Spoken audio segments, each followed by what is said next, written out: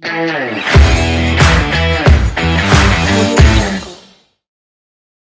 как еще? Салам алейкум, дорогие телезрители. Сегодня мы на нашем подкасте.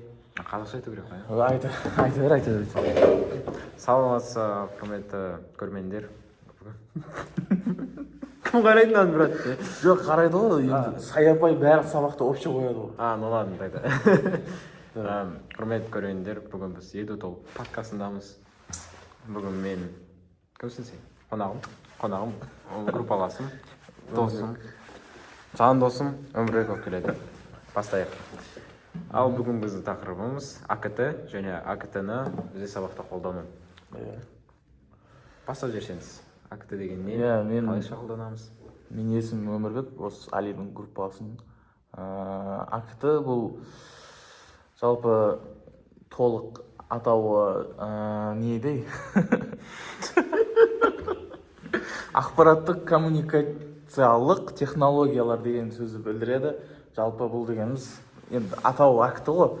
Бұлайша сабақта, универде, нелерде жаңа заманауи технологияларды қолдану, осы проектор қазіргі таңда основном осы СУ университетінде жақсы қолданады. Осы мәселені АКТ-ны басқа универге қарағанда жаңағындай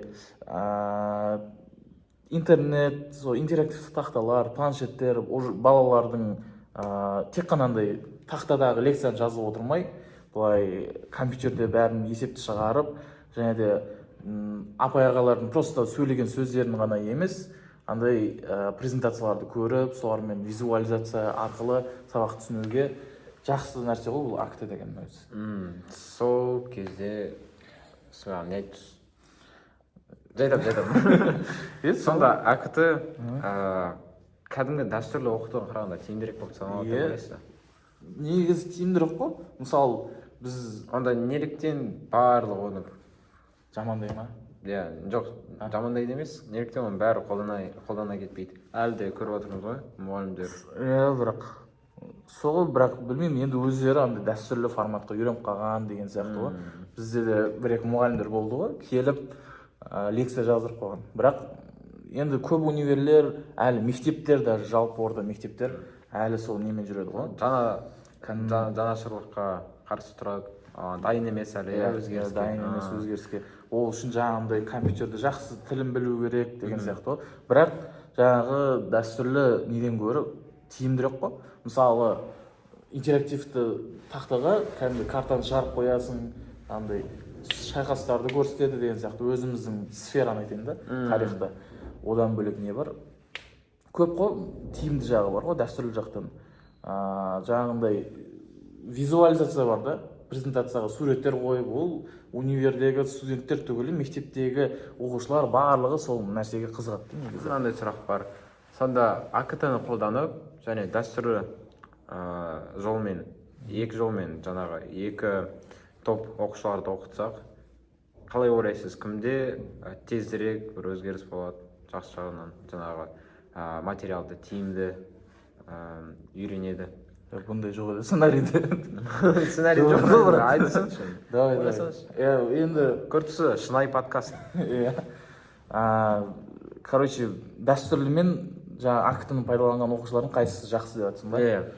Мен ойымша, мысалы, АКТ-ны пайдаланғандар жақсырақ деп ойлаймын. Себебі АКТ деген ол, мысалы, дәстүрлі формат, ол бір ғана жаңағы жазу түріне, конспектті оқуға бағытталғанда, мысалы, мен соны жақсы көруім мүмкін, бірақ сен оны ұнатпауың мүмкін да. Ой, мына көп жазу ғой деп. Ол адамға жаңағыдай презентациямен көрсетілген, может, ұнайтын шығар, андай тем көп жазудан гөрі. Но қазіргі поколенияға, конечно, АКТ дұрыс қой. Дәстүрліден қарағанда ше. Енді поколенияға байланысты деп ойлаймын оны. Сонда жаңағы бұл өмірдегі өзгерістер болатқанға сай.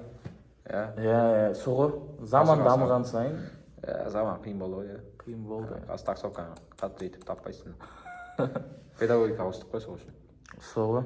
Заманына қарай ғой, мысалы бізге берген мұғалімдер только сондай неге дәстүрлі форматқа үйренсе, ал біз жаңа мұғалімімізді будущем оқушыларға жаңағындай презентация қойып, қызықтырып деген сияқты ғой. Дұрыс айтасыз ол жағын.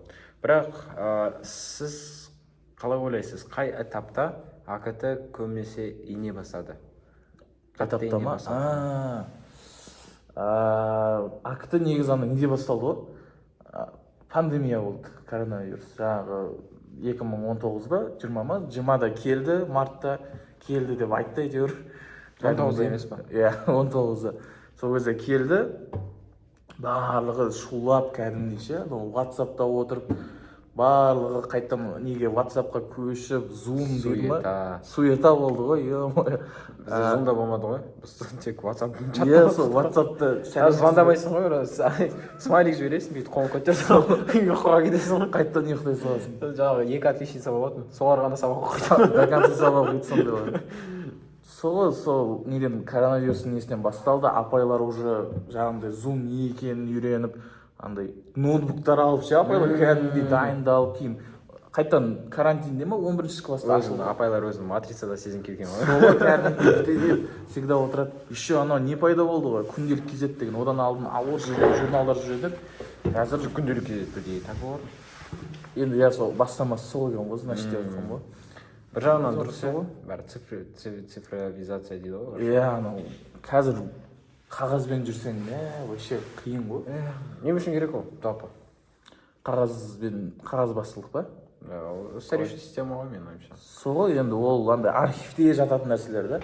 Қазір барлығы мысалы электронный формат. Неге барасың? Соңға барасың электронный форматы. Неқа келесің полный АКТ-ны қолданып жатыр ғой енді барлығы ше. Жақсы, енді басқа сұраққа өтейік. Кого больше любите, я или маму? Конечно, маму. Не обидно. Ладно, к другому вопросу. Да. Сабур болу. Қандай конкретный, сіз нақты қандай өзіңіз жаңа инструменттер АКТ-дағы, құралдарды қайсысын конкретно қолданасыз, қалайша қолданасыз? Canva ғой. Мойындаймын, біртекші Canva. Ол бізде Гүлжан апайдың сабағы болды, Дженой бәрі кіртті, но неғып екен білмеймін, Canva кәдімгідей тиімді екен, андай келесің да, әсіресе бір-екі студенттер бар, сабақтың үстінде Canva-мен презентация жасап береді. Кім екен ол? Білмеймін. Сондай оқиғалар болды, енді сол жақсы ғой. Мен ғой ол. Жалпы өте әдемі подкаст болды деп ойлаймын. Уақыт жететін шығар, иә? Жетеді ау. Саяпай бағаны аямайды, деп үміттенемін. Тек қана подкаст ішінде сөйлегеніміз ғой. Неге намек емес қой, дұрыс па? Конечно. Жақсы, сонымен рахмет.